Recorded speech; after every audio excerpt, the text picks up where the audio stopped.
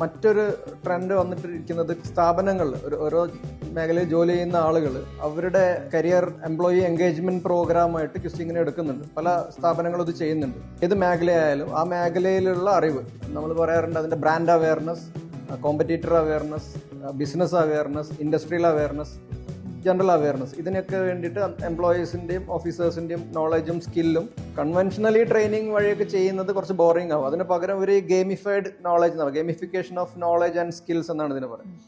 അങ്ങനെ ചെയ്യുന്ന ഒരുപാട് സ്ഥാപനങ്ങൾ ഇപ്പം മുന്നോട്ട് വരുന്നുണ്ട്. ബിസിനസ് ക്വിസുകൾ നടക്കുന്നുണ്ട്, ഓപ്പൺ ക്വിസുകളും നടക്കുന്നുണ്ട്, സ്ഥാപനങ്ങൾക്ക് ഇന്റർ ഇൻസ്റ്റിറ്റ്യൂഷണൽ ക്വിസുകളൊക്കെ നടക്കുന്നുണ്ട്. സെക്രട്ടേറിയറ്റിലെ ജീവനക്കാരുടെ സംഘടനകൾ ചെയ്യാറുണ്ട്. റിസർവ് ബാങ്ക് അവരുടെ എംപ്ലോയീസിന് വേണ്ടി ചെയ്തിട്ടുണ്ട്. സ്റ്റേറ്റ് ബാങ്ക് ഓഫ് ഇന്ത്യ അവരുടെ 3000-ഓളം ബ്രാഞ്ചുകളിലെ ജീവനക്കാർക്ക് വേണ്ടി അവർക്ക് ബാങ്കിങ്ങിനെ കുറിച്ച് എന്തൊക്കെ അറിയാമെന്നും SBI കുറിച്ച് എന്തൊക്കെ അറിയാമെന്നും പരിശോധിക്കാനും അറിയാത്തത് അവയർനെസ്സിന്റെ ഭാഗമായിട്ടൊക്കെ ചെയ്യാൻ ആവശ്യപ്പെടാറുണ്ട്. നമ്മൾ ചെയ്തിട്ടുണ്ട്. ഇതിന് ഒരുപാട് പബ്ലിസിറ്റി ഒന്നും കൊടുക്കുന്നില്ല എന്നുള്ളതേ ഉള്ളൂ. കാരണം അവരവരുടെ എംപ്ലോയീസിന് വേണ്ടിയിട്ടും എംപ്ലോയീസിൻ്റെയും ഫാമിലിക്കും വേണ്ടിയിട്ടൊക്കെ ആണ് ഇത് നടത്താറ്.